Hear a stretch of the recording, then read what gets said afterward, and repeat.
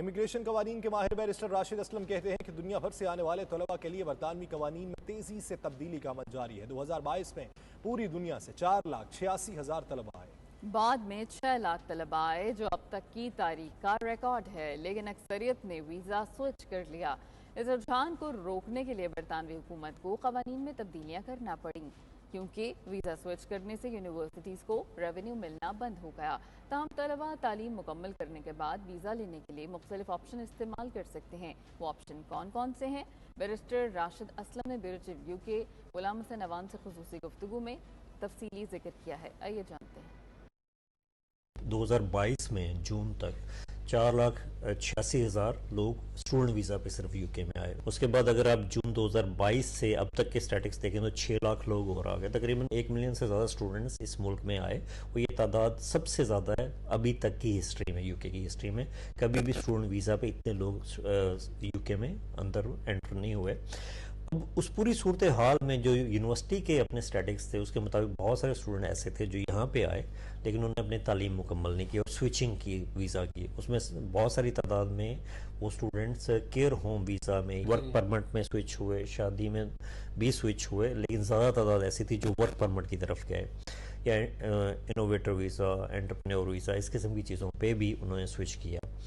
तो जब गवर्नमेंट ने देखा कि इतनी तादाद में लोग आ रहे हैं और वो स्विच कर रहे हैं और रेवेन्यू यूनिवर्सिटीज़ को नहीं जा रहा, तो उसमें फ़ैसला किया गया कि ये जो है पाबंदी लगाई जाए कि वो स्टूडेंट जो पूरी अपनी तालीम मुकम्मल करेगा, डिग्री मुकम्मल करेगा, उसके बाद सिर्फ वो स्विच कर सकता है। देखें, उसमें आप PSW भी ले सकते हैं, उसमें आप कैटेगरी भी स्विच कर सकते हैं।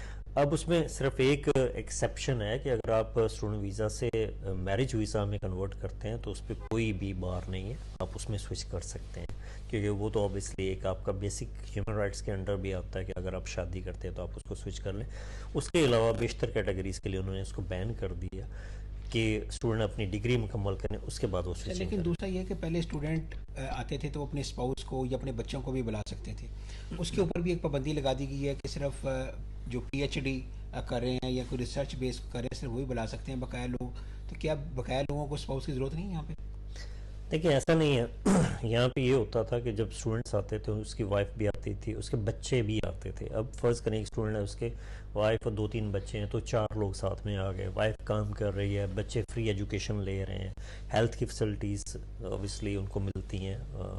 हाँ, अब उस पूरी सूरत हाल में जो बोझ था इकोनॉमी पे वो ज़्यादा था, फ़ायदा कम था। क्योंकि स्टूडेंट्स को तो इसलिए बुलाया जाता है कि यूनिवर्सिटीज़ कमाएं। तो पहले जिन्होंने कैटेगरी बनाई थी उनको नहीं पता था कि इस तरह हो सकता है।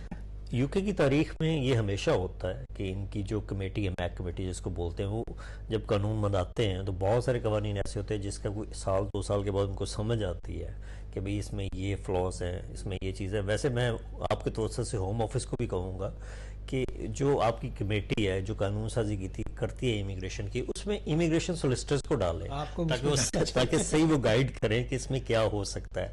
अब होता ये है कि जब 1-2 साल गुजर जाते हैं तो उसके बाद कोई पाबंदी लगती है। अगर आप देखें, स्टूडेंट पे भी पाबंदी लगी, उससे पहले इनोवेटर वीज़ा जो थे, स्टार्टअप वीज़ा, वो बंद कर दिए गए। इस तरह सख्तियाँ होती जाती हैं, कोई नई कैटेगरी आ जाती है। और दूसरी बात यह है कि इस गवर्नमेंट की भी पॉलिसी है, असाइलम सीकर्स का यहाँ पे बड़ा प्रेशर था, उसकी वजह से भी एंटी इमिग्रेंट थोड़ा सा इशू हुआ था। वो ये एक थोड़ा आसान इशू भी होता है सबके लिए, इसको कैश करवाना या बाकी चीज़ें करना। तो इस पूरी सूरत हाल में होम ऑफिस में आजकल तो काफ़ी सख्ती है। होम ऑफिस इस स्टूडेंट्स के हवाले से काफ़ी सख्त है, असाइलम सीकर्स के हवाले से काफ़ी सख्त है। वही मैं उधर ही पूछना चाह रहा था आपको कि असाइलम सीकर के हवाले से ये पहले हमने सुना था रवांडा भेज रहे हैं, फिर हमने कहा ये जो सिंकिंग जेल्स हैं वो बनाई हुई हैं, तो इसके अलावा क्या सख्ती है? ये तो चले गवर्नमेंट अपने एक्सपेंसेस रोकने के लिए, जैसे रेफ्यूजीज़ आए हुए हैं यूक्रेन से और अफ़गानिस्तान से, वो भी एक बहुत बड़ा मसला बना हुआ गवर्नमेंट के लिए। तो वैसे क्या गवर्नमेंट करे अगर इतने ज़्यादा लोग यहाँ पर आ जाएं तो वो सख्तियाँ ना करें तो क्या करें? ये बिल्कुल आपकी बात ठीक है, क्योंकि बहुत सारे लोग थे जो इंग्लिश चैनल से क्रॉस करके आ रहे थे, उसमें बहुत सारी तादाद में अल्बानियन थे। अब पिछले दिनों यहाँ की हुकूमत ने अल्बानियन गवर्नमेंट से कॉन्ट्रैक्ट किया, एग्रीमेंट किया, जिसके तहत उन्होंने बाहर किया लोगों को कि वहाँ से ना वो आ सके, बिकॉज 3-3.5 लाख की तादाद में तो उन्होंने इंग्लिश चैनल क्रॉस किया था, जो सबसे बड़ी तादाद थी जो यहाँ पे पहुँचे थे। और अल्बानिया में बहुत बड़े मसाइल नहीं है, यहाँ पे आके अगर वो असाइलम क्लेम करते हैं या ऐसे कोई इशू है तो इसी वजह से वहाँ पे कॉन्ट्रैक्ट साइन किया है।